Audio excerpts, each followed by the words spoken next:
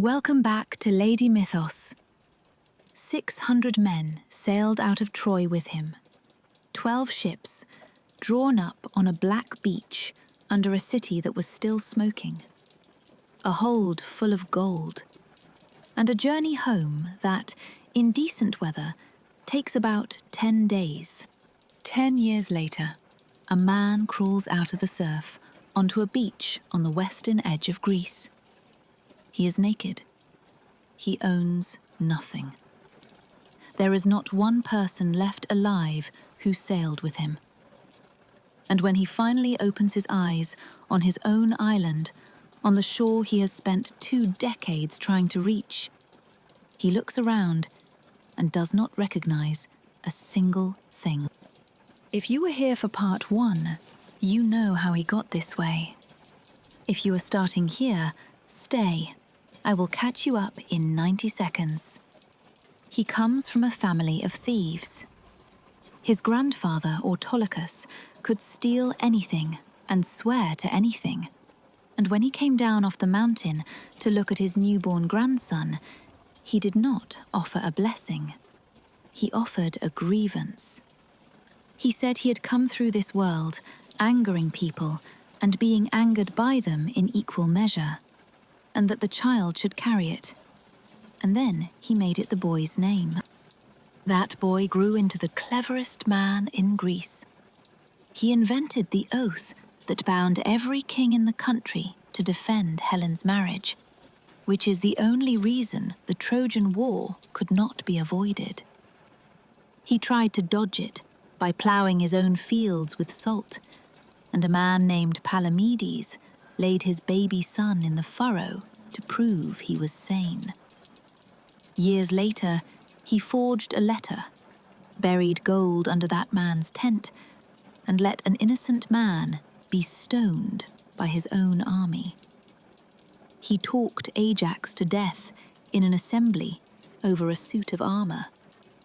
He built the horse, and on the night Troy fell, Athena turned her face away from the entire fleet. That is where part 1 ended. It is also where Christopher Nolan's film ends, and where Homer ends. The ancient world did not stop there. Here is what I want you holding for the next hour. Halfway through this story, in a place where the sun never reaches, a blind prophet is going to tell Odysseus exactly how he dies. And the words do not work. In the original Greek, they can mean death will come to him out of the sea. They can also mean death will come to him far away from the sea. 2 opposite meanings in one breath. That is not a quarrel over a detail. That is 4 separate deaths in 4 separate places, written down by 4 sets of people who each believed theirs was the true one. We will get to every one. What was the prophet actually telling him? Not yet. 12 ships, 600 men, 10 days' sail. Keep those numbers somewhere you can find them, because every time I come back to them, they will be smaller. If you were here for part 1, tell me in the comments what verdict you landed on, because I have been reading yours, and a couple of you genuinely moved me. If this is where you are joining, welcome. No homework required. Subscribe if you want the rest of these when they land, and tell me where in the world you are listening from, and what the weather is doing tonight. I like knowing. One more thing before we push the ships off. There is a cave on Ithaca, on the shore of a bay called Polis. In the 1930s, archaeologists dug it out, and what they found was not a story. It was gifts, left by real people, continuously, for more than 1,000 years. 13 bronze cauldrons, and a piece of broken pottery with 2 words scratched into it in ancient Greek. To Odysseus. Somebody on that island was praying to him. Hold that, because we finish there. Right. The ships are loaded, the wind is fair, and the longest war anyone can remember is over. And everything you are about to watch go wrong starts with a decision that has nothing to do with gods or monsters or curses. It starts with a group of men who did not want to get back in the boats. Chapter 1. The first 2 mistakes. Ismarus and the Lotus-Eaters. The first stop is a raid, not an accident, not a storm, a deliberate attack on a city called Ismarus, belonging to a people called the Sirens, because that is what you do on the way home from a war when your ships have room in them. A town at dawn on a wooded coast, smoke starting to lift off the roofs. It goes exactly as planned. By mid-morning, the beach is covered in everything the Sirens owned. And then Odysseus tells his men to get back on the ships, and they will not go. Not out of rebellion, out of contentment. There is wine, there are cattle on the shore, there is a fire going, and after 10 years of army rations under a wall that never came down, a beach party is the most reasonable idea any of them has ever heard. He asks 3 times. I imagine he heard the tone of his own voice on the 3rd and knew he had lost. What they had forgotten is that the Sirens lived inland as well as on the coast. The survivors walked into the hills and came back with their neighbors, and these were men who fought from chariots and knew that ground. Picture it from the beach at sunrise. Full stomachs, half the crew asleep, ashes still warm, and a line of spears coming out of the tree line where there was nothing the night before. They fought all morning and broke by evening, and from every single ship, 6 men were missing. 12 ships, 72 dead. We are 1 stop into the most famous voyage in world literature, and there has not been a monster, a spell, or an angry god. 72 men are dead because they did not want to leave a party. Homer put that first on purpose. He could have opened with the Cyclops. Everybody remembers the Cyclops. He opened with a beach full of drunk men instead, because he wanted the pattern established before any magic showed up. The thing that destroys these men is not the sea. It is appetite. Watch for it. It kills all of them in the end. There is one mercy in that raid, and it matters more than anything else that happened there. Inside Ismarus lived a priest of Apollo named Maron, and Odysseus put a guard on his house and let him and his wife and child alone. Maron paid him for it, in gold, in silver, and in 12 jars of wine. And this wine is not ordinary. It was kept secret in that house, known to no servant, and it was so strong that Maron mixed 1 cup of it into 20 cups of water, and the smell coming off the bowl was still almost too much. Odysseus stows those jars in the black hull and thinks nothing more about it. Remember them. I am not going to tell you what they are for. Then the weather takes them. A storm out of the north tears the sails into strips, and when they finally round the southern cape of Greece, a current catches them. And this is the moment the map ends. Everything up to here is a place you could sail to. For 9 days, they are carried across water nobody has charted, and on the 10th, they touch land. And the land is gentle. That is what nobody expects, There is no monster here, and the people are not hostile. The scouts are met kindly and offered food. It is a flower. The people here live on it, and if you eat it, you stop wanting anything. You do not fall asleep, and you do not lose your mind. You simply stop wanting to go home, and you are happy, and the happiness is real. The men who ate it had to be dragged back down to the beach crying, and Odysseus tied them under the rowing benches so they could not swim back. I cannot shake that image. 3 men, weeping, lashed under the deck, being taken away from a place where they were perfectly content by a captain who has decided he knows better. He was right, probably. He never asks them, and Homer never tells us who was happier afterwards. And they rowed away from an island where nobody wanted to leave, straight towards one where they would not be allowed to. Chapter 2. Nobody. Odysseus and the Cyclops. They see the smoke first, and the goats. The island is fat and unfarmed, and there is a smaller island offshore stuffed with wild goats that have never seen a person and do not run.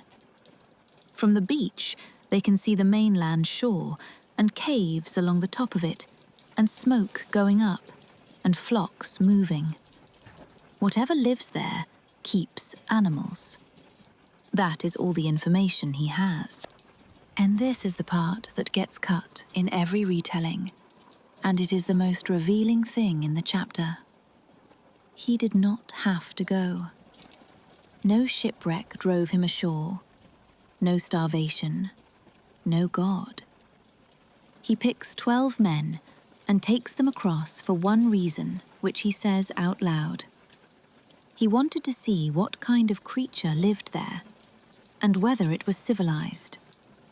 He went out of curiosity. The cave is enormous and beautifully organized. Racks of drying cheeses, pens sorted by age, with lambs in one and kids in another. Pails and bowls swimming with whey, all of it clean. And his men say the obvious thing. Take the cheese, drive some lambs down to the ship, leave. He says no.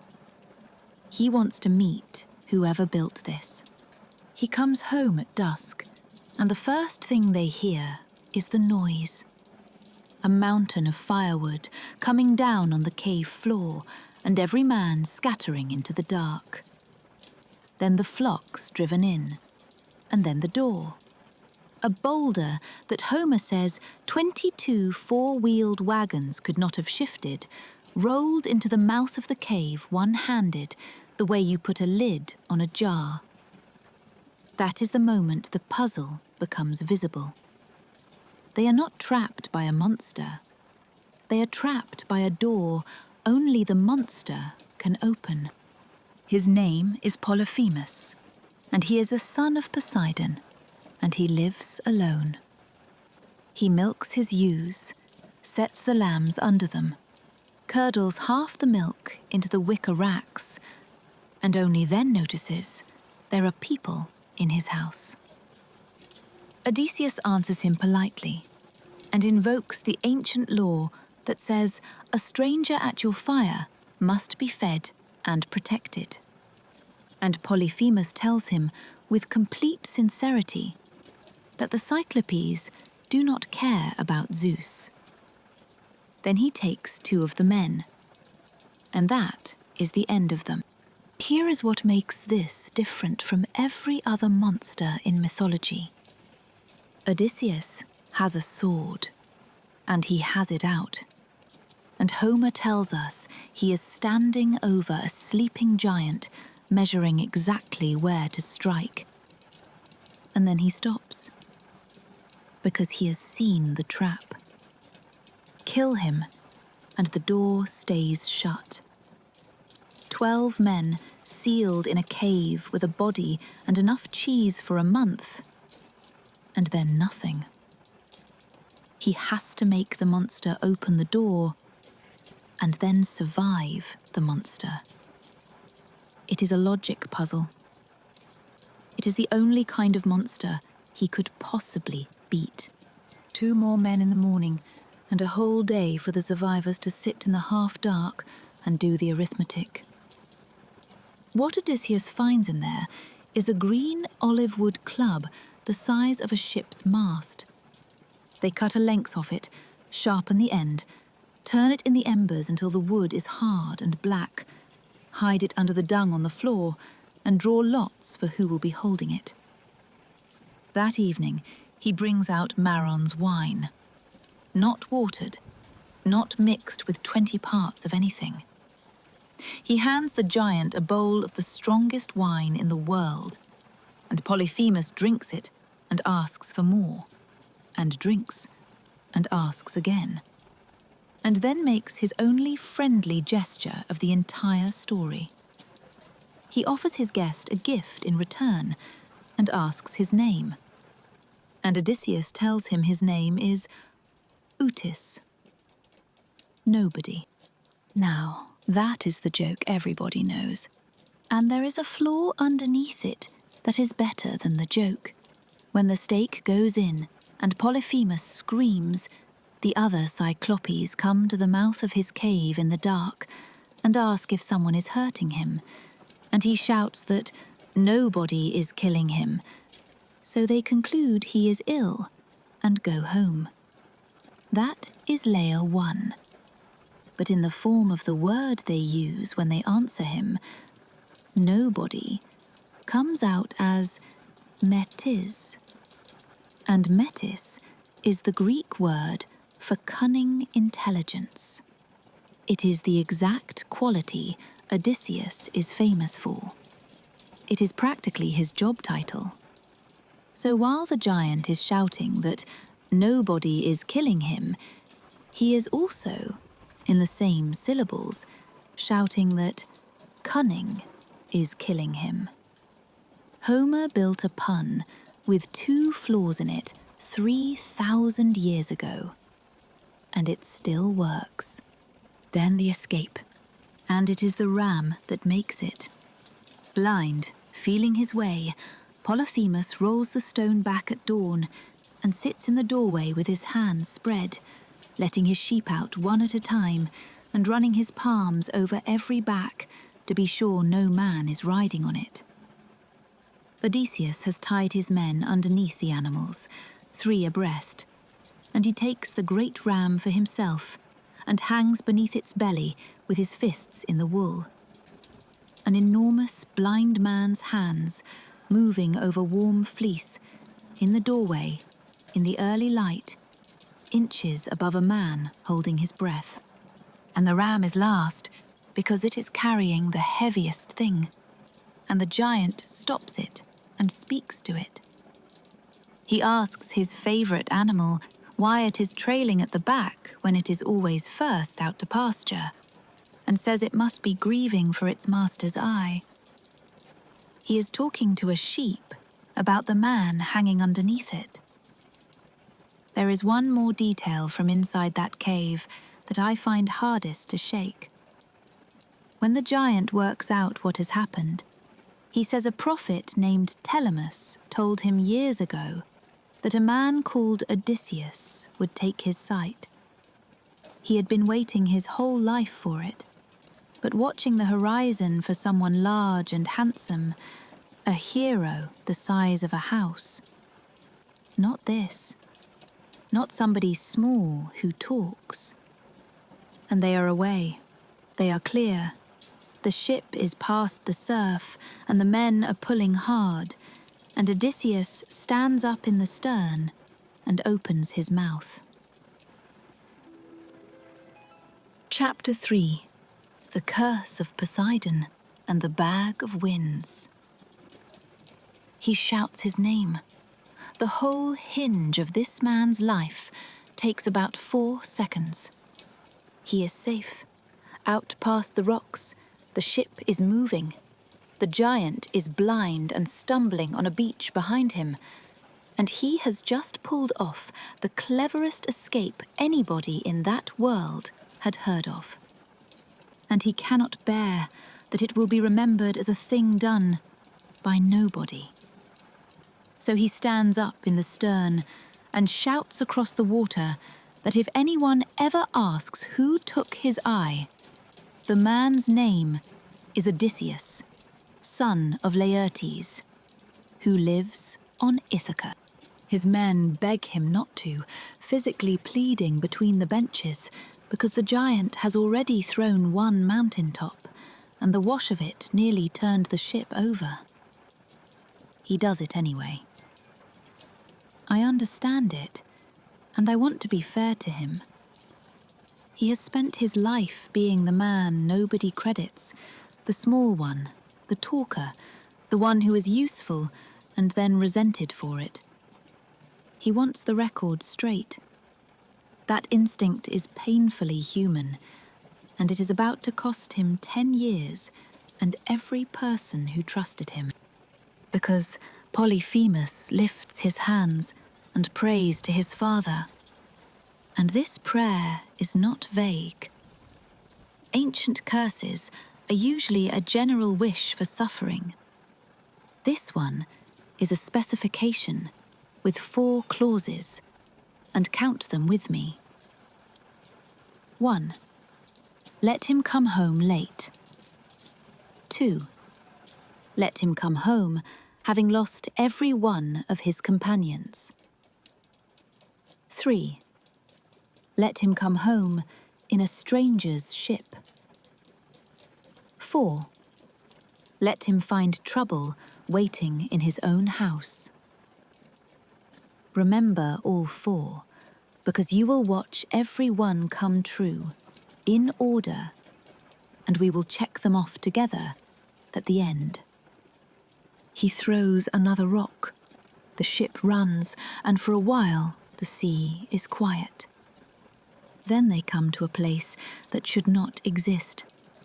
An island that floats, ringed by a wall of unbreakable bronze, with sheer cliffs going up out of the water. Aeolus lives there, keeper of the winds.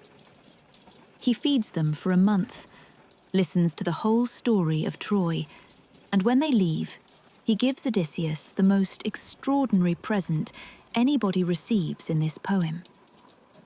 It is a bag, an ox-hide sack tied at the neck with a bright silver cord, and inside it, every wind that could blow them off course, personally caught and stowed. The only wind left loose in the world is the west wind, and it is at their backs. It is a guaranteed journey home, with no trick in it, and no price. And there is a detail about that household Homer drops in passing and never comments on. Aeolus has 12 children, 6 sons and 6 daughters, and he has married them to each other. And they all live in that bronze-walled house, feasting beside their father, while the food is endless and the flutes play. Homer states it the way you would state the weather. No judgment, no explanation. The flatness somehow makes it worse. 9 days they sail, and Odysseus does not sleep for any of it. He holds the steering oar himself the entire way, because he will not trust the course to anybody else. And on the 10th day, they come close enough to Ithaca to see the coastline, close enough to see men on the shore tending their fires. That close. And at that exact moment, after 9 days without rest, with home in sight, his body gives out and he falls asleep. And the crew start talking. They have watched him guard that bag for 9 days, and they have worked it out between them. Gold. Treasure he is not going to share. So somebody unties the silver cord, and every wind in the world comes out at once, and the ships are picked up off the water in sight of the fires of home and thrown all the way back to the beginning.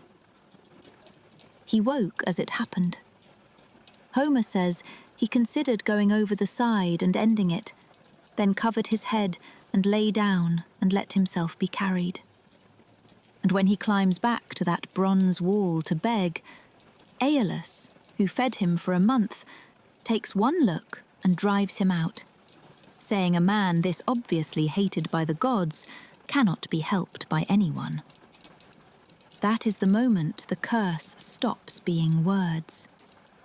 Somebody who liked him has just seen it on him. And then comes the worst thing in this entire story, and most of you will never have heard of it. They find a harbour, a beautiful one, narrow-mouthed, cliffs down both sides, no swell inside at all, and 11 of the 12 ships row straight in and moor in the calm. Odysseus, for reasons Homer does not explain, ties his own ship to a rock outside on the open coast. The people who live there are called the Laestrygonians, and they are giants, and they do not fight because they do not need to. They walk out along the tops of those cliffs and start dropping boulders into the harbour. 11 ships in an enclosed space with no room to turn, and rocks coming down from above. What is left in that water is speared like fish and carried away, because these giants are not defending territory, they are collecting food. Odysseus cups his cable with his sword and screams at his men to row, and one ship gets out of that coastline alive. So let us do the arithmetic, because nobody ever does. 600 men left Troy. 72 died on a beach over wine and cattle. 6 were eaten in a cave because their captain was curious. And in one afternoon, in a pretty harbour, more than 500 were lost. More than every monster in the rest of this story put together. He has one ship out of 12, somewhere near 45 men, and it is not yet year 2. And the next place they come to has smoke rising from a house in the middle of a wood. Chapter 4. Circe and the Year That Vanished. The island is called Aiaia, and it is quiet in a way that is hard to describe. They come ashore and lie on the sand for 2 days without moving, and on the 3rd, Odysseus climbs a rock to look inland and sees one thing: a single thread of smoke rising out of dense oak woods in the middle of the island. No fields, no boats, no walls. One house deep in the trees with a fire going. 23 men go, under Eurylochus, because nobody wants to, and they draw lots for it. What they find in the clearing is a house of dressed stone, and around it, moving between the pillars, are wolves and mountain lions, which do not attack. They come up fawning, tails going, rubbing against the men like enormous dogs greeting people at a gate. Every one of those animals used to be somebody. The men do not know that yet, but they can feel that something in the arrangement is wrong. Inside, a woman is singing at a great loom, and her voice carries across the clearing. They call to her, and she opens the door and invites them in, and all of them go, except Eurylochus, who hangs back in the trees, because something about how easy it is has frightened him. She sips them down, mixes them cheese and barley and honey and wine, stirs a drug into it, and they drink. Then she touches them with a wand and drives them into the pig pens. And here is the detail that turns this from a fairy tale into something much worse. Homer specifies that they had the heads and voices and bristles and bodies of pigs, and their minds were exactly as they had been before. That is the horror of it. Not transformation, imprisonment. 22 men standing in a sty in the shape of animals, understanding perfectly well what has happened, unable to say one word about it, while a woman throws acorns down for them to eat. Eurylochus runs and gets back to the ship so frightened that at first he cannot speak. Odysseus takes his sword and his bow and goes back up that pass alone. And this is where the story is supposed to end badly. Except that halfway there, he meets a young man with the first down of a beard on his face, who takes him by the hand, and it is Hermes. And Hermes pulls a plant out of the ground in front of him, black at the root, with a flower as white as milk. He says it is difficult for mortal men to dig up, but the gods can do anything. And then he gives it its name. He says the gods call it moly. That is the only place in all of Homer where we are told a word in the language the gods use among themselves, and it is the name of a small flower. I find that unreasonably moving, and I'm not sure I can defend why. So the cup does not work. She strikes him with the wand, tells him to go and lie down in the sty with his friends, and he does not move. And in that second, she understands exactly who is standing in her hall, because she was told long ago that he would come. He draws on her.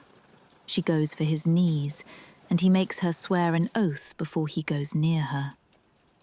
Then she lets the men out and rubs them with a salve, and Homer says they came back taller, younger, and better looking than before. And then he stays for a year. Not a night, not a season. A full turning of the year in that house, eating meat and drinking sweet wine at a woman's table, while a shipwrecked crew who watch their friends turn into livestock sit around and wait. And the thing that finally ends it is not a vision, or a god, or a change of heart. It is his own men, coming to him and saying, carefully, the way you speak to somebody you are frightened of upsetting, "Do you remember that we were going home?" Sit with that arithmetic, because it quietly rearranges the whole story. He is famously lost at sea for 10 years. One of them is spent here, in comfort, with a woman who is not stopping him. 7 more are still to come on another island. That is 8 years out of the 10, in which he is not battling the sea at all. He is simply not leaving. When he finally asks for the route home, she tells him there is not one. Not yet. Before Ithaca, he has to sail to the edge of the world and go down to the house of the dead and put a question to the ghost of a blind prophet. Homer says the news broke him, that he sat on her bed and wept and no longer wanted to live.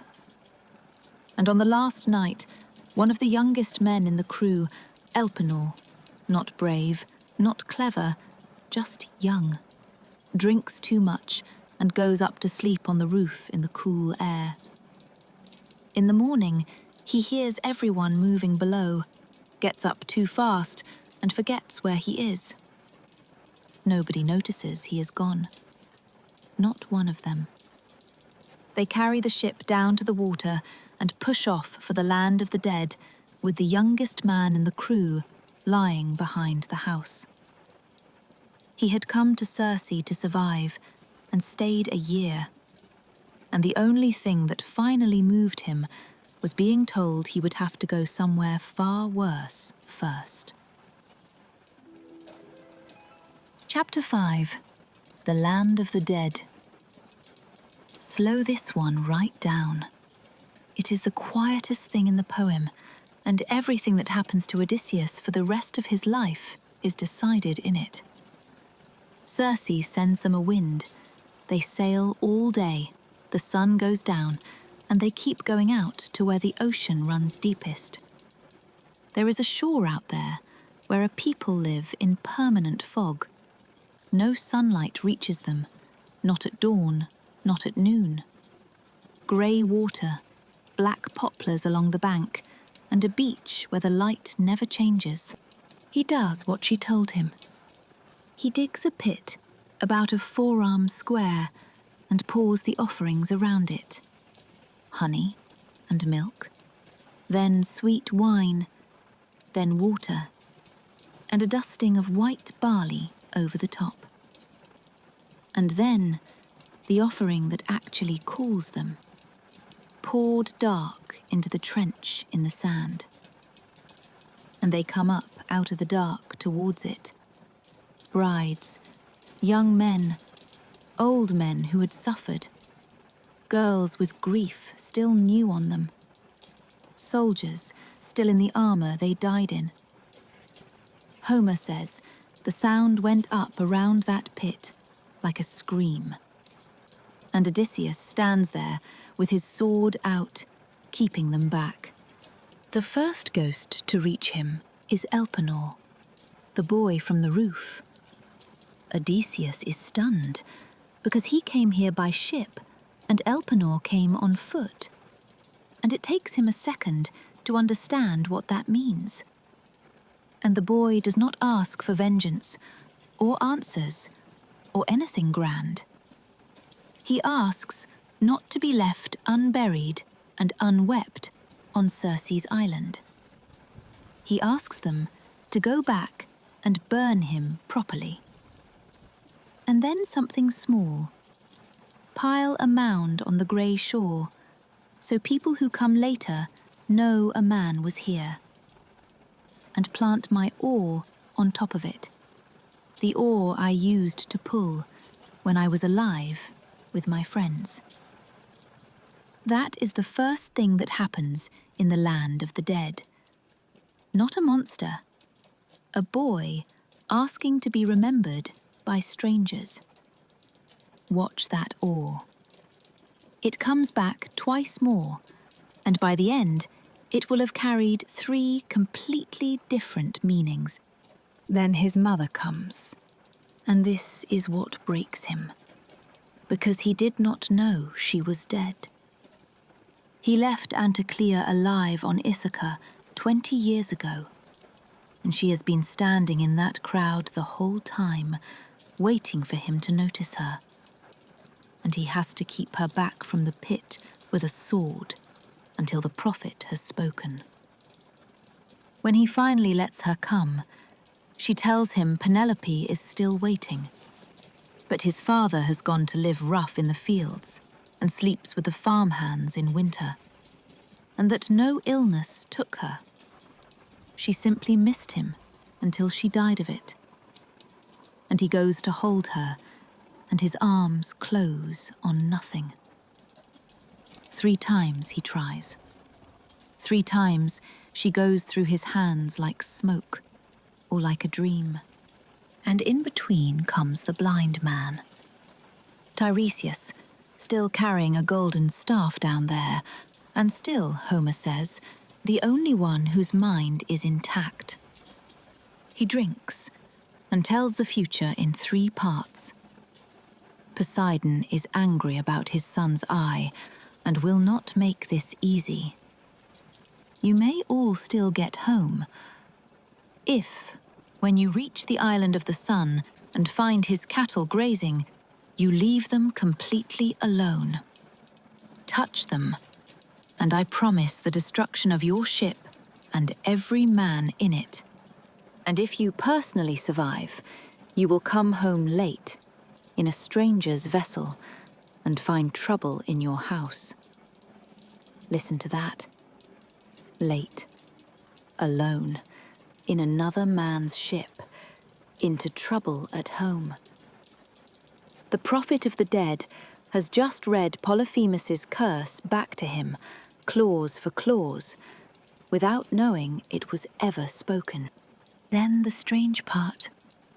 Even after he takes his house back, he is not finished.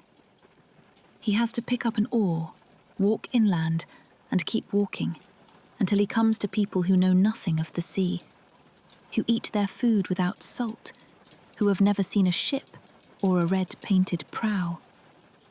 He will know he has arrived when a stranger on the road asks why he is carrying a winnowing fan on his shoulder, a farm tool for throwing grain into the air to separate it from the chaff.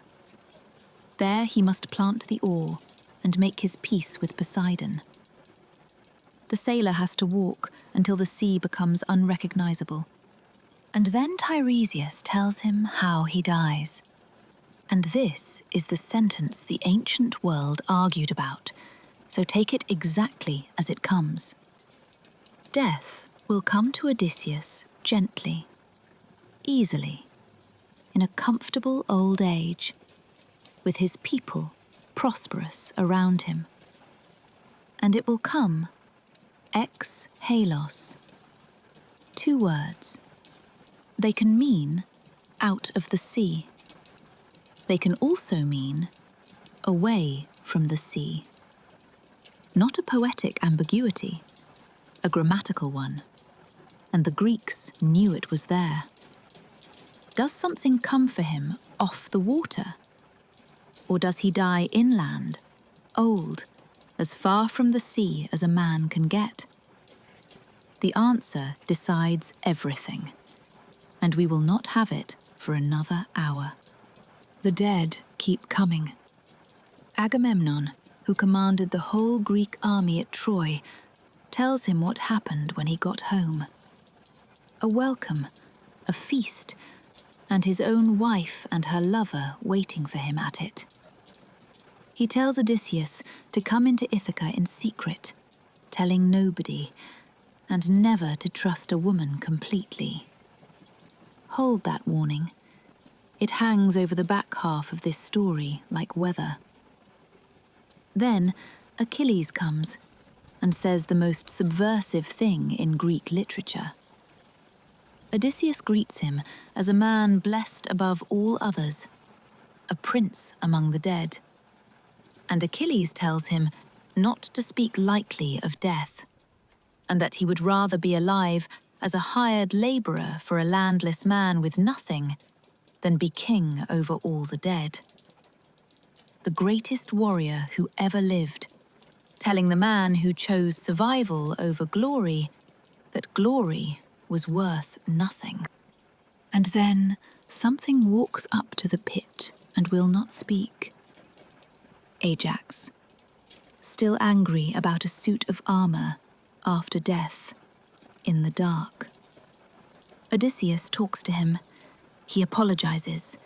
He says the Greeks lost more when they lost Ajax than they lost with anyone but Achilles, and begs him to come nearer and listen. And Ajax says nothing at all, not one word. He turns and walks away into the dark with the other ghosts. And that is the last we ever see of him. Homer writes speeches for everybody in that place. For Ajax, he writes silence, and it is more devastating than anything he could have made him say. He sees the punished ones too, further in, and among them, pushing a boulder up a hill, straining to get it over the crest and watching it roll back and going after it again, is Sisyphus. And I have to tell you what Homer does here, which is nothing. if you accept the tradition from part 1, the one that says his real father was not Laertes at all, then he is standing there watching his own father at work. Homer does not say it. Homer does not hint at it. He puts the two of them in the same room, says nothing whatsoever, and lets that silence sit for 3,000 years. He came back from the dead with everything he needed: a route home, a warning about his house, and the manner of his own death. Inside a month, he will have got 2 of those 3 wrong. Chapter 6. The Sirens, Scylla, and the Cattle of the Sun. They go back to Circe first, and she is waiting on the beach with bread and meat and wine, and the first thing they do is climb the headland and burn Elpenor properly. They heap the mound over him on that grey shore and plant his oar upright on top, exactly as he asked.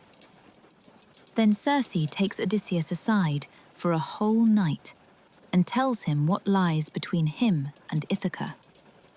It is the only navigational briefing in mythology, and every word of it turns out to be accurate. First, she says, the Sirens. And here is where what you think you know is slightly wrong. Homer has exactly 2 of them. Not 3, not a chorus, not bird women on a rock. That imagery arrives centuries later from artists and later writers. 2 voices sitting in a meadow, and around that meadow, what is left of the men who stopped to listen. And what they are selling is not beauty, and it is not desire. It is knowledge. They call him by name and tell him they know everything that happened on the wide plains of Troy. Every detail of what the Greeks and Trojans suffered there, and everything that happens anywhere on the fertile earth. Come here, and you will finally understand the war you spent 10 years inside. For a man who cannot stop wanting to see what is in the cave, that is not a temptation. That is a bullet with his name on it. So he does the one thing nobody else in mythology thinks of. He does not avoid it. He warms a great round of beeswax in his hands until it softens and stops the ears of every man aboard. Then has them tie him upright to the mast, hand and foot, and orders them in advance that if he starts begging to be released, they are to lash him tighter. And it happens exactly like that. The wind drops. The water goes flat as glass. The ship glides in. The 2 voices start, and he strains against the ropes with his eyebrows and his eyes, because his hands cannot move, and 2 of his men get up and put more rope on him. He is the only man who ever heard it and lived, and he had to make himself cargo to do it. Then the strait, and this is where Circe told him something, and he decided not to pass it on. On one side, under a fig tree, a whirlpool that swallows the sea 3 times a day and spits it back. On the other, a cliff with a cave in it, too high for an arrow, and in the cave, something with 6 long necks. Circe was completely direct. Do not arm yourself. Do not stop and fight her. Row as hard as you can and accept that you will lose 6 men. Because if you slow down to defend them, she will come back and take 6 more. He told his crew about the whirlpool. He did not tell them about the cave. He put on his armor took 2 spears, went and stood at the bow, and never mentioned to the men pulling the oars that 6 of them were already dead. And they went through, and while everyone was watching the water boiling on the left, she came down over the right side of the ship and took 6 men off the deck and lifted them up the cliff. And Homer says they were calling his name as they went. He says it was the most pitiful thing he ever saw in all his time at sea. And I believe him. And I would still like to ask him why he did not tell them. And then Thrinacia, the island of the sun, where the cattle graze, and neither Tiresias nor Circe could have been clearer. Leave them alone. Eurylochus argues to land, just for the night, because the men are exhausted. Odysseus makes every man swear an oath not to touch the herds, and they swear it, and they eat the stores they still have from Circe, and they sleep. And then the wind turns and blows straight on shore and does not stop. For a month. A month. Food gone. Reduced to bent hooks and seabirds and whatever fish they could take along the shore. Hungry all the time, watching several hundred fat cattle graze past them every single day. And one afternoon, Odysseus goes inland to find somewhere out of the wind to pray, and the gods put him to sleep. And Eurylochus, who has been the voice of caution twice in this story, makes the most reasonable speech any of them make. All deaths are hateful, he says, but starving is the worst of them. Take the cattle and make it right with the god later. And if he sinks us for it, drowning is faster than this. They took them. And then Homer does the only thing in this poem that feels like a horror film. The hides they had stripped and laid on the ground began to crawl, and the meat, already on the spits over the fire, both the cooked and the raw of it, began to make a noise. The low, unmistakable sound of capel coming out of the flames. That went on for 6 days while they ate. On the 7th, the wind dropped and they sailed, and Zeus put a black cloud over that ship and then a thunderbolt through it. The mast went over, the men went into the water, and Homer says they were carried past the ship on the swell like seabirds, and the god took away the day they would have come home. Every remaining man died there. Odysseus lashed the mast and the keel together with the backstay and rowed them, and the wind carried him straight back to the whirlpool, and he arrived just as it swallowed. So he jumped for the fig tree above it and hung there like a bat, no footing, nothing to climb to, waiting hours until the whirlpool spat his mast back to the surface, then dropped onto it and paddled away with his hands. He floated for 9 days. On the 10th, he came ashore on an island, so far outside every shipping route that no vessel ever passed it, and the woman who lived there had no intention of ever letting him leave. Chapter 7. Calypso. 7 years and the offer of immortality. Aegia is the most beautiful place in this entire story, and it is the worst thing that happens to him. A vine, heavy with grapes, growing right across the mouth of a cave. 4 springs running out in 4 directions through soft meadows of violets and wild parsley. A wood of alder and black poplar and sweet-smelling cypress full of nesting birds. A fire of split cedar burning inside, and the scent of it carrying out over the whole island. Homer says even a god would stop and stare at it. Her name is Calypso. She is a goddess. She lives there alone, and she has been alone a very long time. Odysseus washes up on her shore with nothing, and she takes him in. And then she keeps him. 7 years.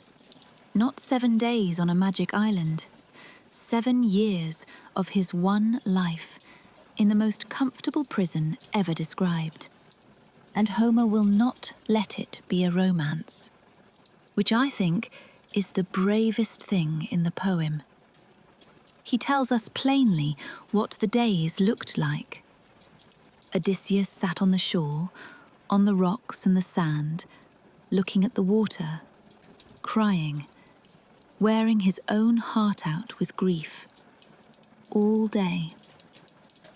Then in the evening, he would go back into the cave, and Homer's phrase for what happened at night is that he lay with her, unwilling, beside the willing. That is 7 years long. It is not an affair. Whatever else it is, only one person in that cave wanted to be there. Then Athena speaks up. She goes to Zeus and asks how long this is supposed to continue. And Hermes is sent across the sea with an order, and Calypso's reaction is not what you expect. She is furious, and her fury is an argument.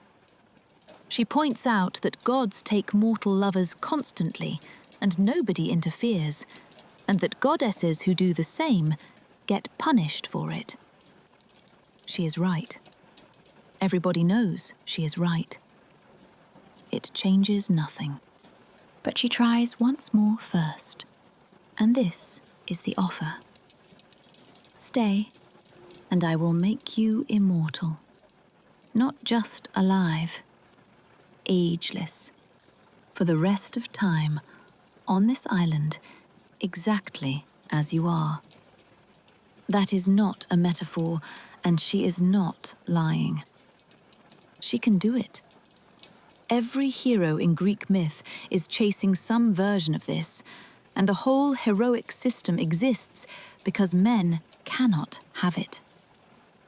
A goddess offers it to a middle-aged man on a beach as a straightforward transaction, and he says no. And what he says to her is not gallant. He does not claim Penelope is more beautiful, because it is not true, and both of them know it. He tells her, to her face, that his wife is not her equal to look at, and that Penelope is mortal and will grow old, and Calypso will not, and that he wants to go anyway. That is the most convincing declaration of love I know of in ancient literature, precisely because he refuses to dress it up. I do not think he is choosing a woman over eternity, exactly. I think he is choosing to be a person who exists in time. Somebody with a father getting old, and a son growing up, and a house that needs its roof looking at. Eternity on that island is not a life. It is a photograph. He would rather have the version that ends. She helps him leave, and the way she helps is my favorite detail here. She gives him a great bronze axe, fitted to an olive wood handle, and an adze, and shows him where the seasoned timber is, and then stands back and lets him build. And Homer, who could have skipped this, gives us the whole build. 20 trees down, trimmed, planed, lined up true, bored through and pegged and fitted together, decked over, a mast and a yard and a steering oar, a rail against the spray, brushwood packed down as ballast. 4 days. This is a man who makes things. and we have not watched him make anything since a wooden horse. 18 days he sails, and on the 18th, he sees the coastline of Scheria ahead of him, like a shield lying on the water. And Poseidon, coming back from a journey, looks down and sees him. He drives 4 winds at him at once. The mast snaps, and Odysseus goes into the water. This is where he should die. What saves him is a small kindness from somebody who owes him nothing. A sea goddess called Ino comes up beside him, tells him to leave the raft, and gives him her veil to wind around his chest, and it holds him up. 2 days and 2 nights in open water. On the 3rd, the swell puts him near a coast that is all cliff and reef, and the surf rakes him across the rocks, and he finds a river mouth and swims into it and drags himself up the bank. He cannot stand. He crawls into a thicket where 2 bushes, one wild and one cultivated, have grown into each other so densely that no wind or rain gets through, heaps dead leaves over himself, and lies down in them. And Homer says he was like a man on a lonely farm with no neighbours, burying a glowing brand deep in the ash to keep the seed of the fire alive until morning. That is the state he is in. Not a king, not a hero. An ember, banked under leaves. He had turned down eternity for a rocky island and a woman who might not still be alive. He had no way of knowing. He had heard nothing about her in 20 years. Chapter 8. The Phaeacians, the last kind people. He is woken by girls screaming with laughter. A princess called Nausicaa has come down to the river mouth with the palace laundry piled in a mule cart because Athena put the idea in her head in a dream, and the washing is spread on the shore stones to dry while the girls play a ball game on the sand. Someone throws wide, the ball goes into the water, they all shriek, and that noise wakes a naked, salt-crusted stranger buried in leaves about 10 feet away. What he does next is a masterclass, and it is the last time his cleverness is used only to be kind. He breaks a leafy branch to hold in front of himself. Every other girl runs. Nausicaa stands still. And instead of grabbing at her knees the way a suppliant is supposed to, which would mean touching her, he stays where he is and talks, asks whether she is a goddess or a woman, says that if she is mortal, her parents must be the happiest people alive, and whoever marries her, luckier still. He is filthy and has nothing, and he opens with a compliment about her family. She gives him oil, clothes, and directions. And the directions come with a warning that tells you what kind of place this is. When you reach the palace, walk straight past my father on his throne. Go to my mother. Get your arms around Queen Arete's knees, because if she is on your side, everything is possible. Scheria is the last comfortable room in this story. Orchards where the fruit never fails all year. A harbour full of ships. Gold lamps held up by statues, and a people who are the greatest sailors alive and have no enemies at all. Their ships need no steersman. You tell them where you want to go, and they simply know. And they cross the water in the dark without ever making a mistake. Nobody there has ever been shipwrecked.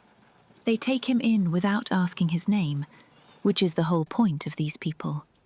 And they hold a feast, and the entertainment is a blind bard called Demodocus. And out of everything he could sing, he chooses the war at Troy. A quarrel between Odysseus and Achilles, and the unnamed guest at the top table pulls his heavy purple cloak up over his head so nobody can see his face, and weeps. Every time the singing pauses, he wipes his eyes and puts the cloak down and pours a drink. Every time it starts again, he covers his head. Later, they ask for a third song, and Demodocus sings about a hollow horse full of armed men and a city burning. He is singing the greatest thing this man ever did to the man who did it. And here, Homer does the thing I cannot get over.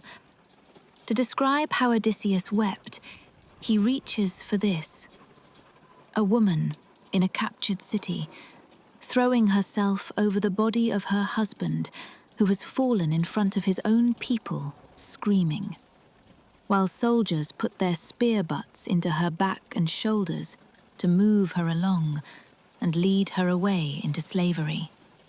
Her cheeks wasted with the most pitiful grief there is. That is his comparison. The man who broke Troy is crying like the women he made. Before he gives his name, there is one flash of the old fire. A young Phaeacian needles him at the games and says he looks like a merchant captain who counts cargo rather than an athlete. And Odysseus, wrapped in a borrowed cloak, picks up a discus heavier than any they were using and throws it clean past every mark on the field without taking his coat off. Then he names himself. And they ask for the story, and he tells it.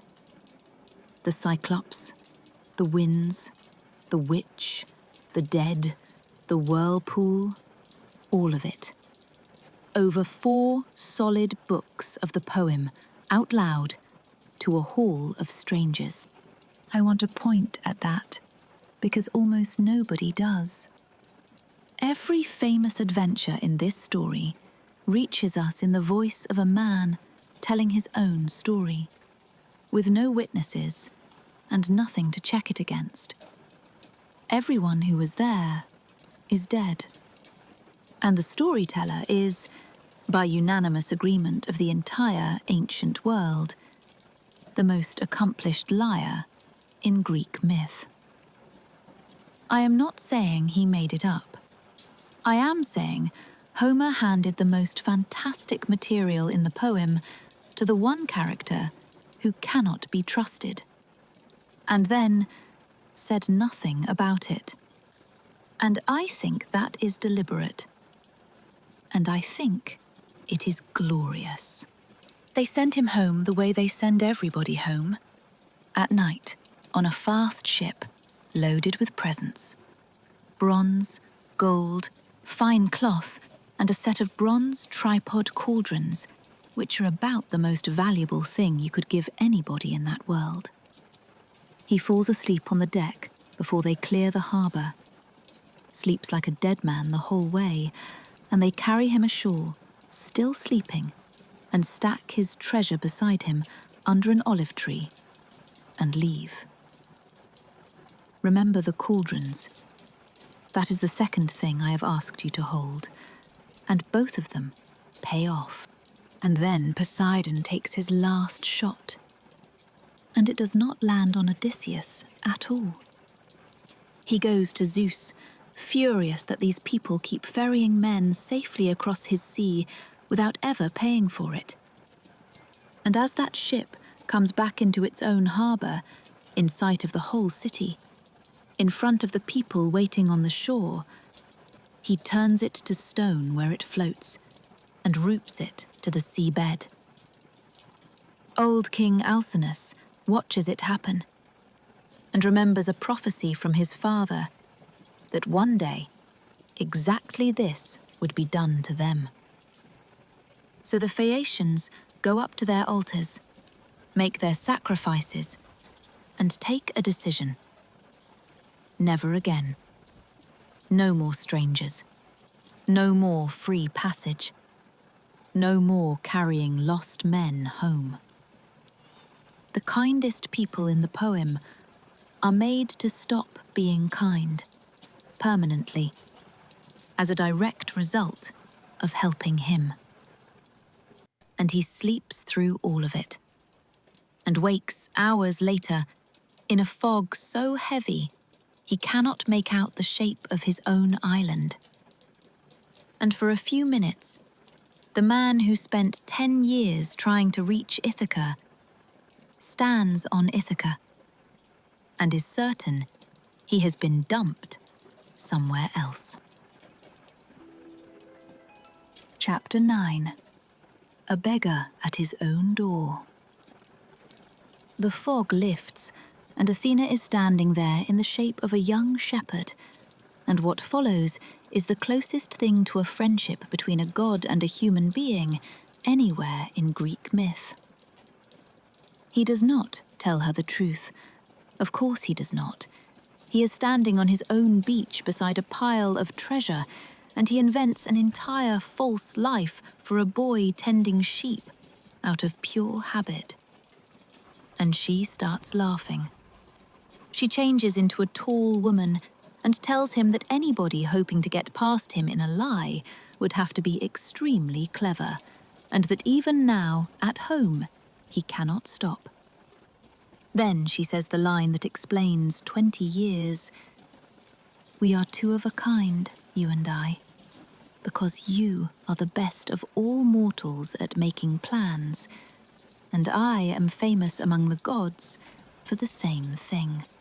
Then she puts 20 years on him.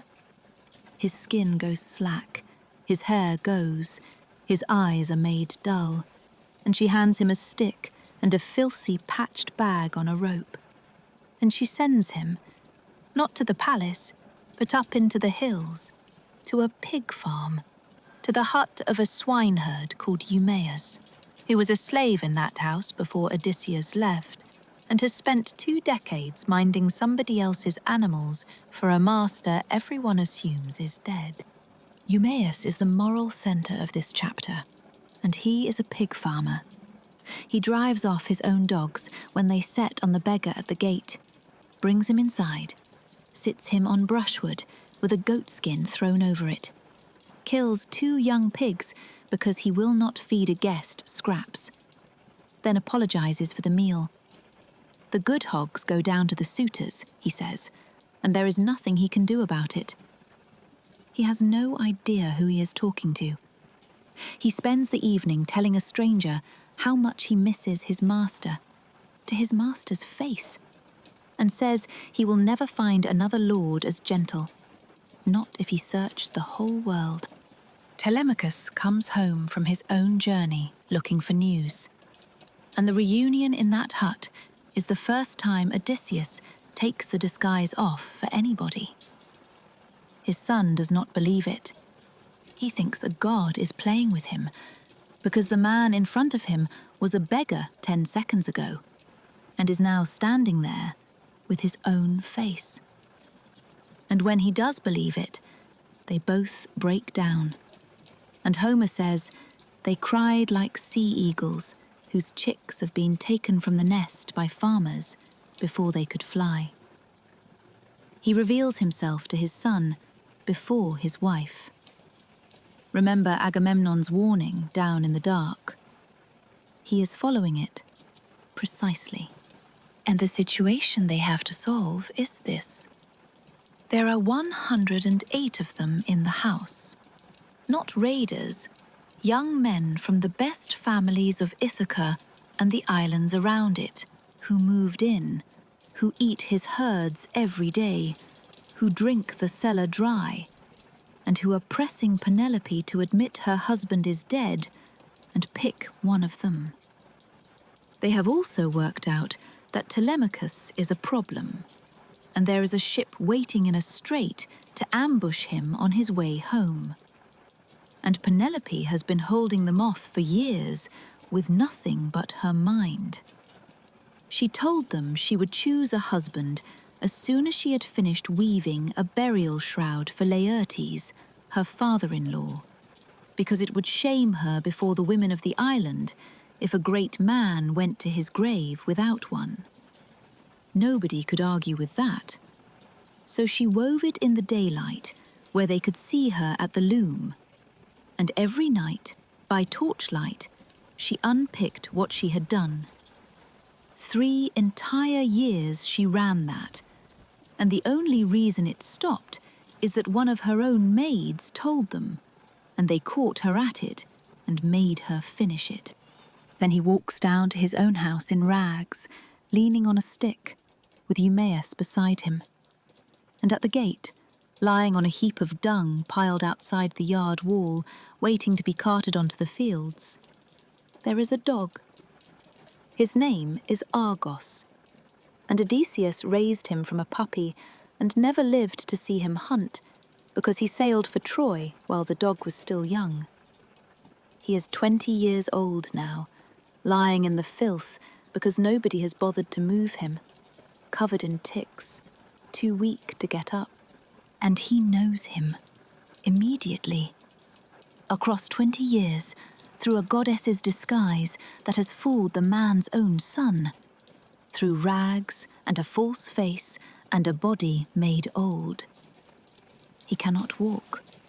He lifts his head off the ground, and he drops his ears flat, and he wags his tail. That is all he can manage, and he cannot get to him, and Odysseus cannot go to him either, because Eumaeus is standing right there, and a beggar who greets the master's dog by name is a dead man before sundown. So he turns his face away and wipes his eye where the swineherd will not see it, and asks a casual question about the dog to cover it. And Argos, having seen him, dies where he lies. The first living thing on Ithaca to know him, and he could not say a word to it. Then the hall. He goes in and begs from his own guests, at his own tables, in his own dining room. And they hand him scraps and enjoy doing it. Antinous, the loudest of them, throws a footstool at him and hits him on the shoulder. A serving woman called Melantho, who Penelope brought up in that house almost like a daughter, tells him to get out and threatens him with a torch. Melanthius the goatherd kicks him in the hip as he passes. And then, for the entertainment of the room, they set him to fight another beggar, a big, loud man called Irus, who works the same doorway, and promise a roasted goat stomach to the winner. 100 young men eating a missing king's cattle, cheering while 2 homeless men are made to box for a sausage. And the missing king takes his rags off to fight, and they see the shoulders and the thighs underneath, and go quiet for a second, and then start laying bets. He had faced down a monster in a sealed cave, hung in a fig tree over a whirlpool, ridden the wreck of a lightning strike for 9 days, and turned down eternal life. And the thing that came closest to breaking him was standing in his own doorway with a stick, listening to a young man he had never met explain where the furniture should go. Chapter 10. Penelope, the woman who outthought him. That night, when the hall has emptied, Penelope sends for the beggar. She wants news, because every drifter through these islands claims to have heard something, and she has been lied to by all of them for 20 years and has stopped believing any of it. A chair is set out for him by the fire, and what follows is a duel with no weapon in it between the 2 cleverest people in Greek mythology, one of whom is in disguise, and one of whom might know exactly that. He tells her a story. He says he is a Cretan, a younger son of a great house, and gives her the whole architecture of an invented life. Names, a city, a lineage, a chain of events that puts him in exactly the right place to have entertained her husband years ago. And Homer stops to tell us how that sounded in one of the quietly most frightening lines in the poem. He made all his many lies seem like the truth. And as she listened, she wept, and her face melted the way snow melts on the high mountains when the east wind thaws it and the rivers run full. And he sat opposite his wife and watched her dissolve with grief. And Homer says his eyes stayed as still as horn or iron in his head, and he did not move, and he held back his own tears out of guile. I do not know what to do with that, and I do not think we are meant to. It is either the most disciplined thing anybody does in this poem, or the coldest. And Homer, who tells us plainly what everyone else is feeling, declines to say which. Then she tests him. She asks him to describe what her husband was wearing when he entertained him all those years ago, if the story is true. And he does it. A thick double purple cloak, and on it a golden brooch with 2 sheaths for the pins, and worked on the face of that brooch, a hound holding a struggling fawn under its front paws, gripping it while the fawn twisted. And everyone who saw it, he says, marvelled that a thing made of gold could show one animal holding another down and the other fighting to get free. 20 years, and he describes his own brooch, animal by animal. She knows every line of it, because she pinned it on him herself. And she breaks. Then she tells him a dream, and this is the part that has kept scholars awake for 70 years.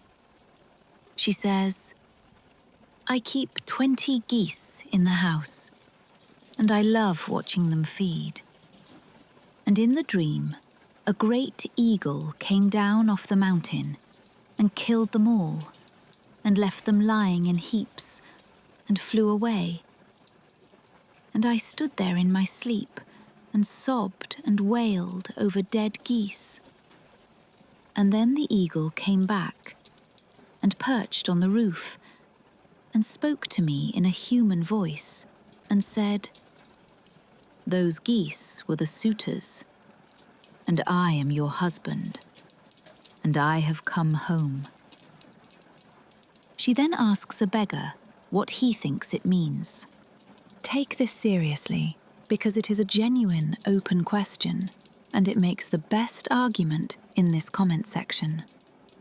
The plain reading is that she has no idea who he is, and only accepts him after the test of the bed 2 days later. Most readers take that away, and it is completely defensible.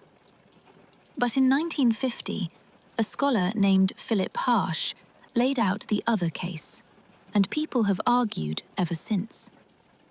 It runs like this. She has just heard a stranger describe her husband's 20-year-old cloak and the animals on his brooch in a detail no wandering beggar could have.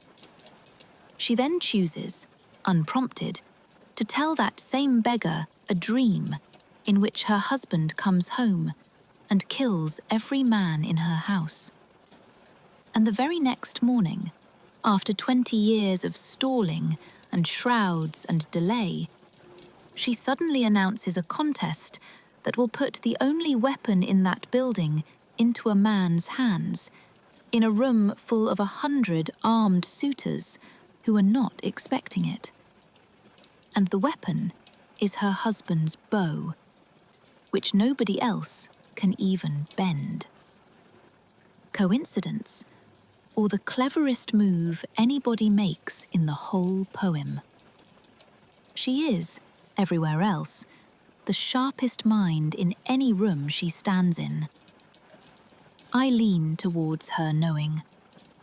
I am not certain, and Homer will not confirm it either way, So tell me what you think, because this is the one I most want to argue about with you. And while all that is happening, the thing he could not plan for happens underneath it. Penelope orders the old nurse, Eurycleia, to wash the guests' feet as a courtesy. This is the woman who was in the room the night Odysseus was born, who held him on her knees while Autolycus named him in part 1. She brings the basin. She starts to wash, and her hands find the long scar high on his thigh, the one he took as a boy on a hunt on Mount Parnassus, when a wild boar came out of a thicket and got to him before he got to it. That scar was in part 1. It was always going to be the thing that gave him away. She knows him instantly. Her hands let go. His leg drops into the basin and knocks it over. The water goes everywhere across the floor, and her eyes fill, and she turns to call out to Penelope. And he catches her by the throat with his right hand, pulls her in with his left, tells her she is going to destroy him, and makes her swear silence. And she swears it. 2 people in that room now know, and one of them has a hand around the other's neck. And upstairs, Penelope cried herself to sleep, and Athena closed her eyes for her. And downstairs, 108 young men went on eating another man's cattle, and not one of them had noticed that the great doors of that hall could be barred from the inside. Chapter 11. The Bow and the Blood. I am going to tell this chapter straight, and I want to say before we start that I find the end of it genuinely hard, and I am not going to hurry past it. This is the most celebrated act of vengeance in Western literature, and parts of it are indefensible. And both of those are true at once, and the poem knows it. She brings the bow down herself. It had been kept in a storeroom at the back of the house with the treasure, and it was not a war bow. It was a gift from a man named Iphitus, given in friendship years before Troy, and Odysseus thought too much of it to take it to the war. He left it at home. It has hung in the dark of that storeroom for 20 years, and when Penelope takes it off its peg, she sits with it in her lap and cries before she can carry it into the hall. Then she sets the terms. String this bow, send an arrow through the sockets of 12 axe heads set up in a line, and I will go with you and leave this house. Nobody can bend it. That is the first thing that happens, and it goes on for a long time, and it is beautifully humiliating. Man after man takes it, braces it, hauls at it, and cannot get the string anywhere near the notch. They send for a great cake of fat and warm the bow at the fire and grease it to make the wood supple, and try again, and still nothing. Antinous, the footstool thrower, finally suggests postponing the whole thing to a feast day and trying again tomorrow, which is the ancient equivalent of quietly cancelling. And the beggar in the corner asks whether he might have a go.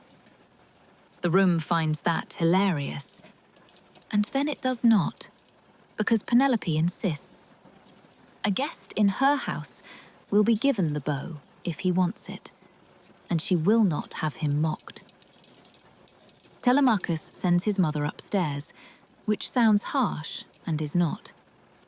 He is getting her out of the room, and the doors of the hall are quietly seen to. And then this happens, and I think it is the best 20 seconds in Homer. He turns the bow over, checking the horn for worm, the way a craftsman checks a tool. And then, without standing up, without effort, without any visible strain at all. He strings it, and Homer compares him to a musician who knows his instrument, sitting down and fitting a fresh string to his lyre, looping it round the peg and drawing it tight, easily, in one movement, without even looking. That is the image. Not a warrior, a musician tuning up. Then he takes the string in his hand and plucks it, and it sings under his finger with a note like a swallow, and every man in that hall goes very quiet. And outside, Zeus puts a single roll of thunder across the sky. He does not get up. Sitting on the stool, he lays an arrow on the string and sends it clean through the sockets of all 12 axe heads in a straight line, without missing one. Then he tells his son that the guest has not disgraced him, and that it is time to make the evening meal. And then he stands, and the arrows go out of the quiver onto the floor at his feet, and he shoots Antinous through the throat as the man is lifting a 2-handled gold cup to drink. The cup goes over. The table goes over. And a hall full of young men who still think this is an accident start shouting at a beggar about his bad aim. The doors are barred. Telemachus fetches armor for 4, himself, his father, Eumaeus, and a loyal cowherd called Phaeacians. And the fight in that room lasts a long time, and Athena is in it, and none of it goes the way the suitors expect. Melanthius, the goatherd, sneaks up the back way to the storeroom and starts bringing shields and spears down to them, and is caught at it and left strung up alive in the rafters to wait his turn. All 108 of them die in that hall. When it is over, Homer compares the floor to a haul of fish tipped out of a net onto the sand, twitching in the heat of the sun. And I have never been able to read that line without seeing it. There are exactly 2 acts of mercy in the whole chapter, and they are worth naming. Phemius the bard, who had been singing for those men because they made him, throws himself at Odysseus's knees and pleads, and Telemachus vouches for him, and he lives. Odysseus will not kill a singer. And Medon the herald, who had been kind to Telemachus, is found hiding under a chair with a hide thrown over him, and is spared as well. A poet and a messenger. Nobody else. And then the part I find hardest. Eurycleia is asked which of the household women had gone over to the suitors, and she names 12. Those 12 are brought down into that hall and made to carry the bodies of the men out into the courtyard, and then to sponge the tables and scrub the floor and the furniture. And when it is all clean, they are taken out into the yard and hanged from a single ship's cable strung across it. It is Telemachus who insists on that method, saying they should not have a clean death by the sword. Homer compares them to thrushes or doves that fly into a net set in a thicket. And he gives them one line. Their feet twitched, but not for long. Then he moves on.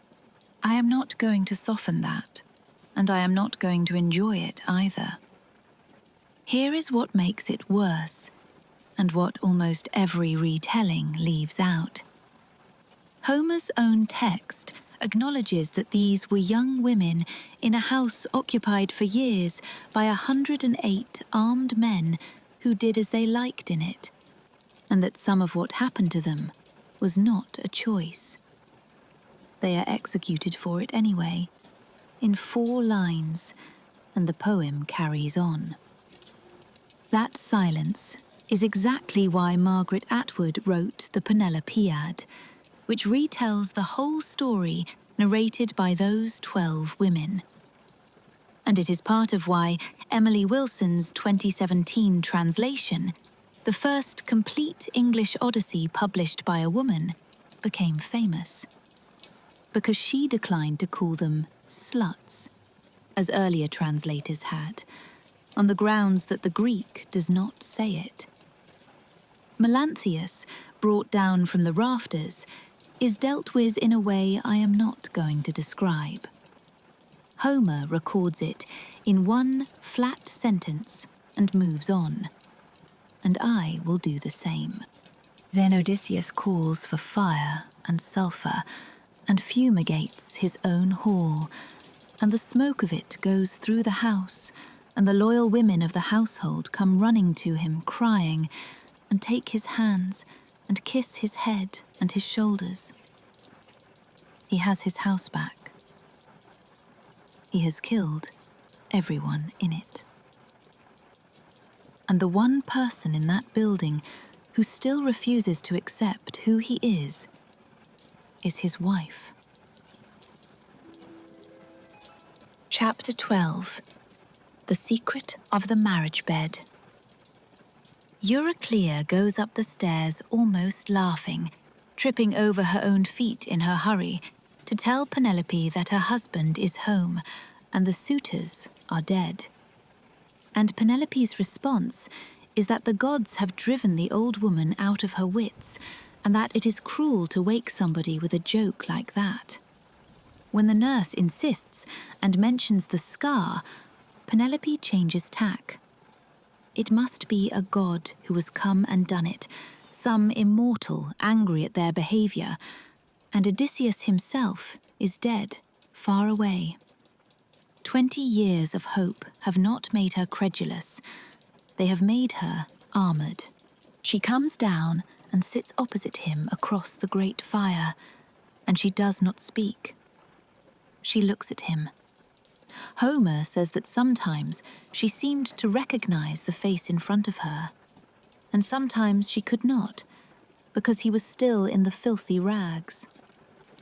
Telemachus loses his temper with his own mother, calls her hard-hearted, and demands to know what other woman would sit at a distance from a husband back after 20 years. And she answers him without raising her voice. If he really is Odysseus, we two will know each other well enough. There are signs between us that nobody else has ever known. Then he goes to be bathed and dressed, and Athena does the opposite of what she did on the beach. She puts the years back the other way, and he comes out looking like himself, tall and shining, and sits down opposite her again. And still nothing. He finally says that no other woman alive would be so hard, and gives up, and tells the nurse to make him a bed somewhere else. And Penelope says, "Yes, do that. Move the big bed out of the bedroom and make it up for him out here." And he explodes. It is the only time in the whole poem that anybody gets under his guard, and it happens in a domestic conversation about furniture. There had been an olive tree growing in the yard when he was a young man, thick as a pillar and in full leaf. He built his bedroom around it, walled the room in, roofed it, hung the doors, and then cut the crown of that tree off, trimmed the trunk from the root up, drilled through it and worked it smooth, and inlaid it with gold and silver and ivory, and made it a bedpost. The bed is part of a living tree that is still in the ground. It cannot be moved unless somebody takes an axe to the trunk. And he says all of that, out loud, furiously, before he can stop himself, and then asks whether some man has cut through the tree while he was away. That is the test.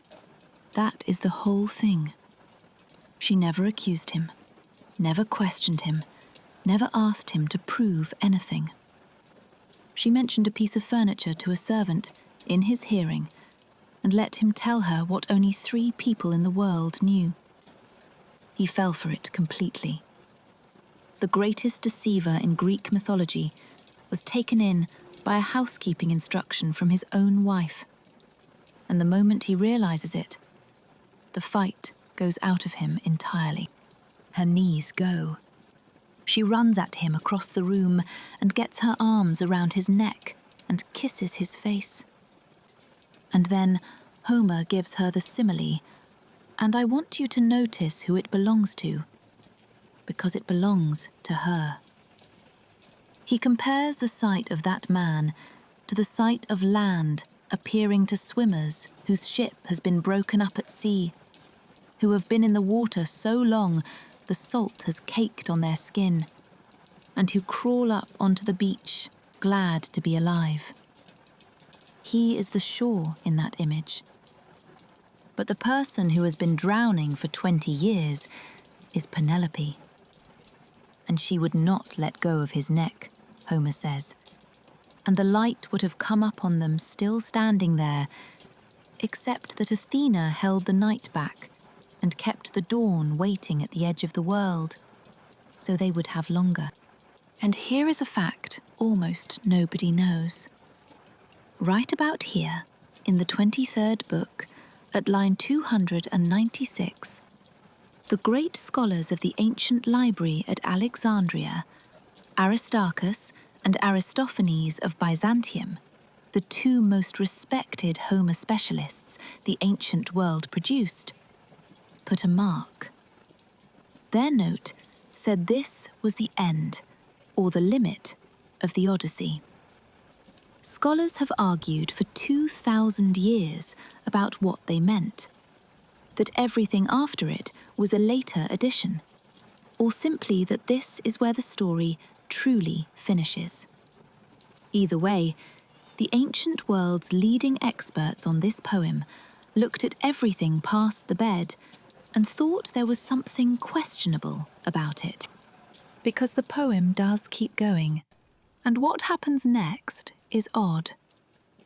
There is a second visit to the land of the dead, where the ghosts of the suitors arrive and tell the story, and Agamemnon's ghost hears it and praises Penelope's faithfulness to the sky, the exact mirror of the warning he gave in chapter 5, and it lands like a man taking something back. Then Odysseus goes out to the farm to find his father, and Laertes is not a king anymore. He is an old man in a filthy patched tunic, with leather leggings tied on against the brambles and a goatskin cap, digging around a young tree in his own orchard, where he has been living in his grief since his wife died. And his son, standing in front of him, does not tell him. He tests him first. He spins him a story about being a stranger who once hosted Odysseus, and watches his father pick up handfuls of dust and pour them over his own grey head in mourning, and only then says who he is. Even Homer seems uncomfortable with that scene. I certainly am. Then the families of the dead suitors come up the road armed, because 108 sons of the best houses in the islands have been killed in one afternoon, and their fathers want it answered. And a fight starts in the orchard. And it is stopped, not resolved, stopped, by Athena, who shouts, and everyone drops their weapons in terror and goes home. That is the ending. The greatest homecoming story ever told finishes with a goddess bellowing at people to stop until they do. It is not a resolution, it is a lid put on a pot. And if that feels like an ending that does not quite close, you are in good company, because the Greeks felt it too. So they wrote 4 more. Chapter 13. The 4 Deaths of Odysseus. Back to the blind man on the grey beach. Tiresias promised a gentle death in a comfortable old age with prosperous people around him, and said it would come ex halos, out of the sea, or away from the sea. The ancient world could not agree, and rather than settle it, they did something far more interesting. They wrote an ending for each reading. Here are all four, and by the end of this chapter, I want you to pick one. Death 1 comes from the Telegony, written by Eugamon of Cyrene, around the 6th century before the Common Era. It was the last poem of the entire Trojan cycle, the official final installment, and it is lost. We know it only from an ancient summary, and it does not begin with a death. It begins with Odysseus leaving again. He goes north to Thesprotia, marries a queen called Calypso, fathers another son named Polypoetes, fights a war for her people, and eventually goes home. Meanwhile, somewhere else, a young man has grown up asking who his father was. His mother is Circe.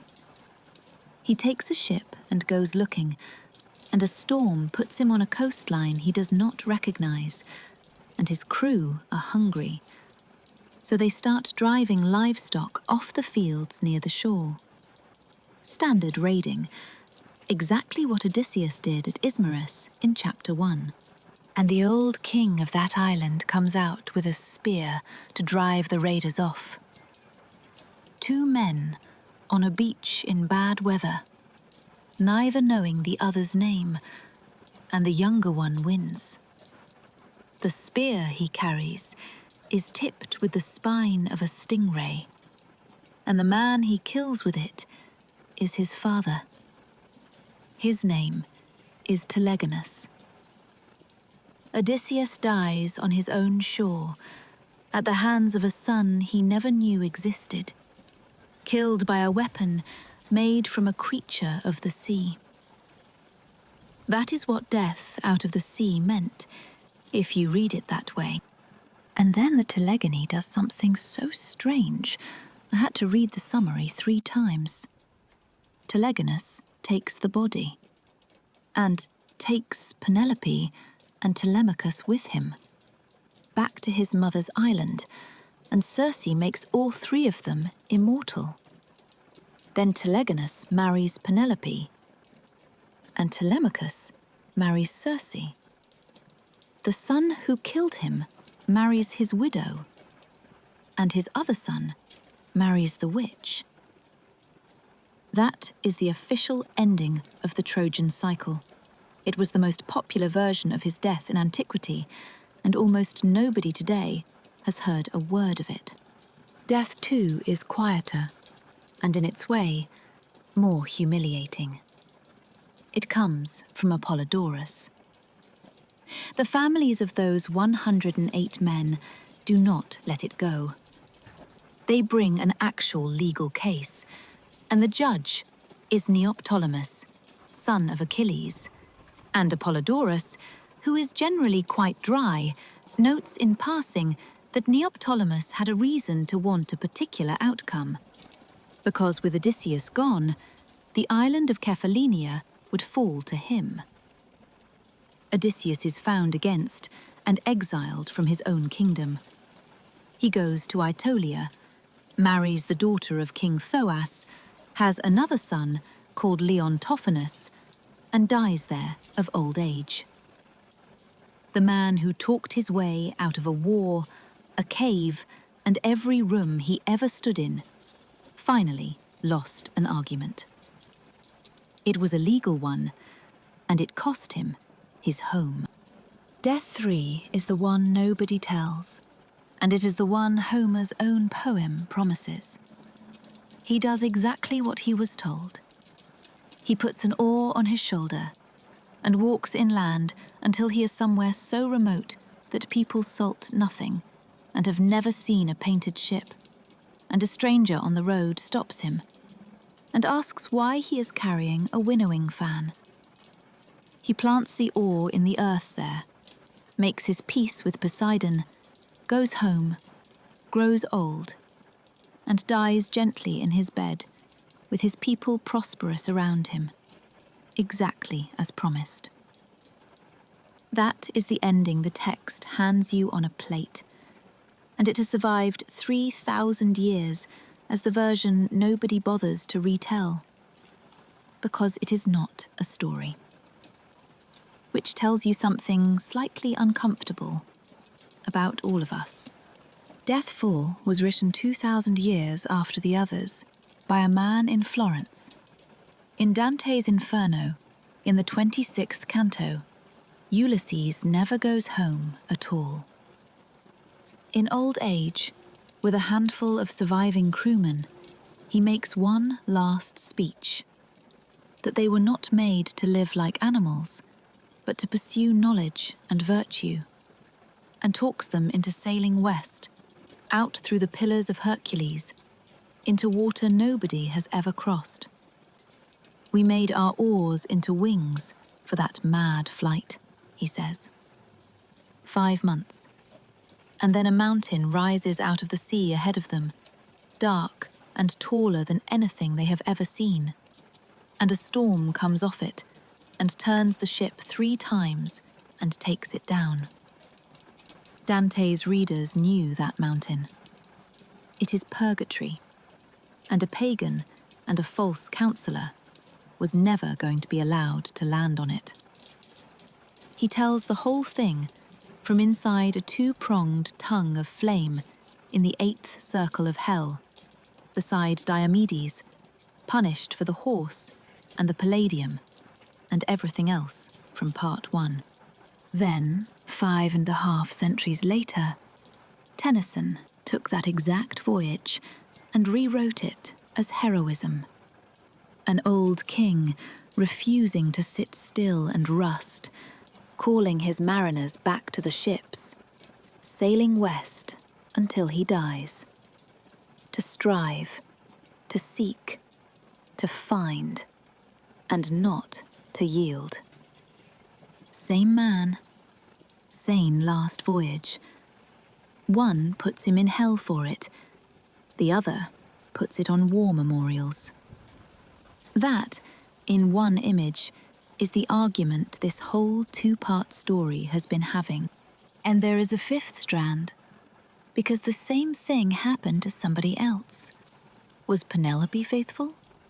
In Homer, unambiguously yes, and she is the moral center of the poem. But Pausanias, writing down what local people told him, reports that at Mantinea in Arcadia, they showed visitors her grave, and the story that went with it was that Odysseus convicted her of bringing lovers into his house and threw her out, and she went to Sparta, then Arcadia, and died there. In a related version, she then bore the goat god Pan to Hermes. In the harshest, told by Duris of Samos, she slept with all 108 suitors, and Pan, whose name they read as meaning all, was the result. Be fair to her. Most scholars think that branch grew from a confusion with a separate Arcadian nymph of the same name, and that the joke about Pan was bolted on later by people who enjoyed it too much. But a whole city claimed her tomb and told that story as local history, and I will not pretend it does not exist because it is unkind. 4 deaths, 4 graves, 4 different men. And on the real island of Ithaca, in the actual ground, archaeologists found something suggesting the people who lived there had made their minds up 3,000 years ago. Epilogue. The cave at Polis Bay. On the shore of Polis Bay, on the northwest coast of Ithaca, there was a cave. In the 1930s, it was excavated, and what came out of it was not treasure in the pirate sense. It was votive offerings, gifts left for somebody. And they were not from one period. They ran from the late Mycenaean age through the 8th century before the Common Era and on into Roman times. More than 1,000 years of people walking down to that cave and leaving something.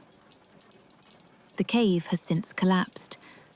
What came out of it is in the Archaeological Museum at Stavros, and you can go and look at it. 2 things in particular. The first is a set of bronze tripod cauldrons, 13 of them. Think back to chapter 8, to a sleeping man carried ashore in the dark, with his gifts stacked beside him, and what Homer says was in that pile. I am not going to overclaim this. It does not prove a man called Odysseus existed.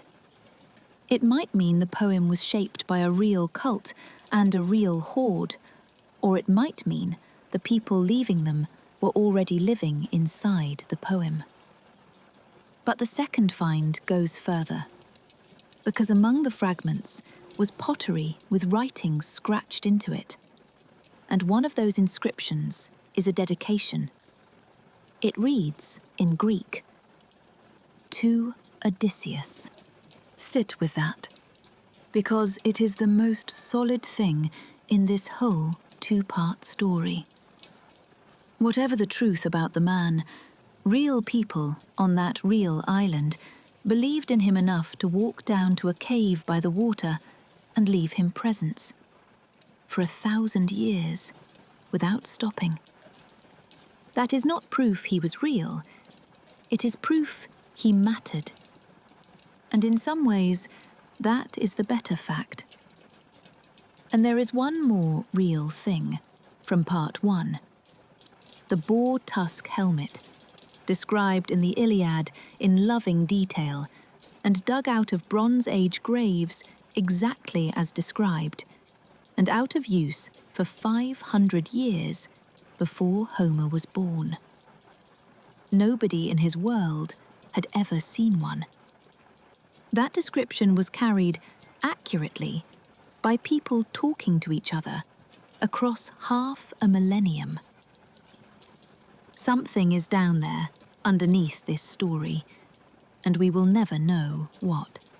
People are still arguing about where Ithaca even is.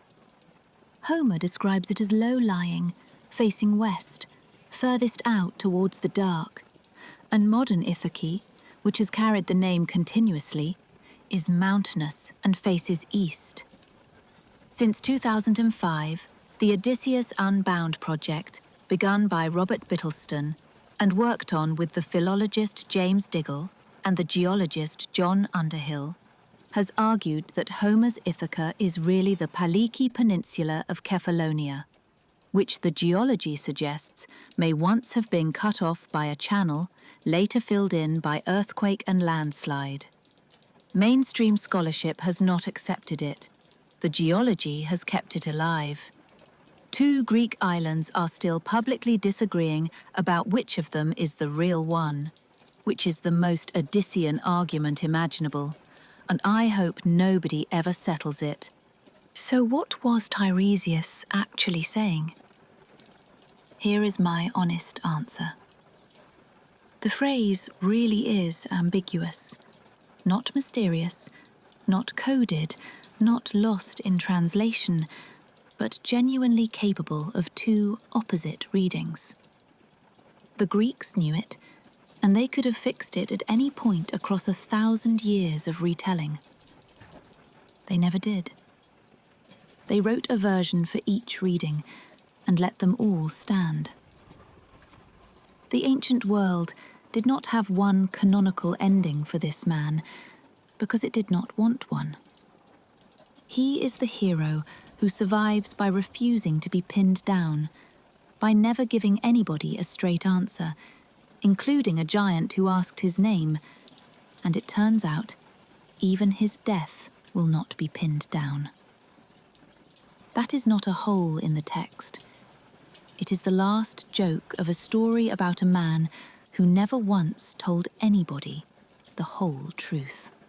And this is where I have landed on what he means now. The Odyssey is one of the oldest surviving accounts of what happens to people who come back from a war. Read it with that in mind, and it stops being an adventure. A man spends 10 years fighting, and then 10 years unable to arrive. He weeps under a cloak when a stranger sings about his own greatest achievement.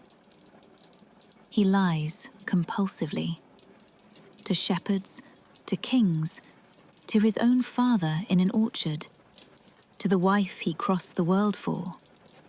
Not for gain, but because telling anybody the truth has stopped being something he does. And on the day he finally gets home, he kills 108 people in his own dining room. I am not diagnosing anybody across 3,000 years. Veterans and classicists have read it this way for decades, and once you have seen it, you cannot unsee it. And I keep coming back to the women.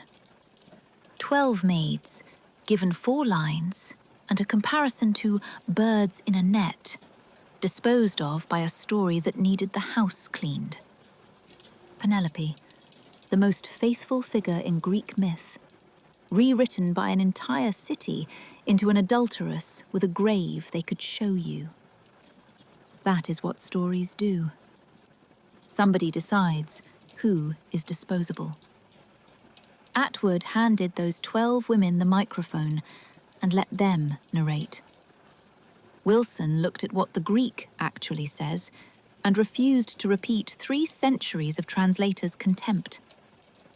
That we are still arguing about 4 lines in a 3,000-year-old poem is the healthiest thing about it. He is not alone in shape, either.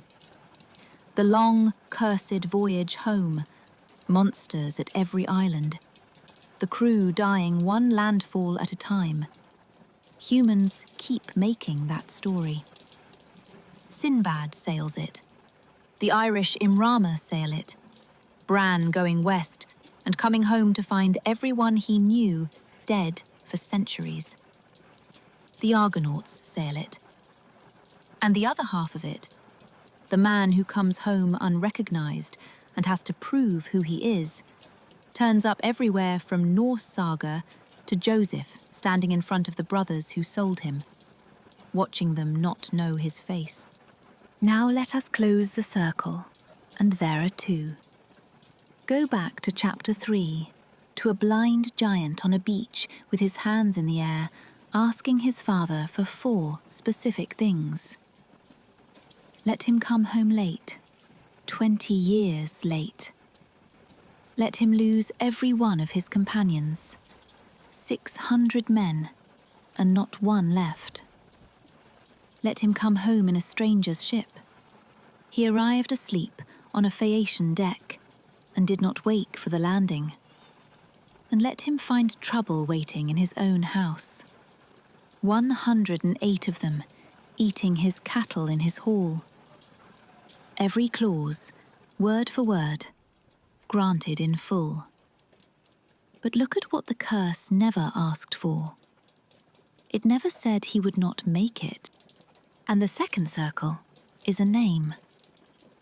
In part 1, an old thief came down off a mountain, looked at a newborn, and said the boy should carry the pain he gives and the pain he takes, and made it his name. Part 1 was the giving, the oath, the salt, the forged letter, the horse. This was the taking. It took 20 years, 600 men, a mother, a dog, and, depending on which ending you believe, a stingray spear on his own beach, or a courtroom, or a quiet bed, or a mountain in the middle of the Atlantic. The name held for all of it. Autolycus was right, and it took 2 videos and 4 endings to prove it. So tell me which one you believe. The spear from the sea, and a son who did not know. The exile and the lost argument.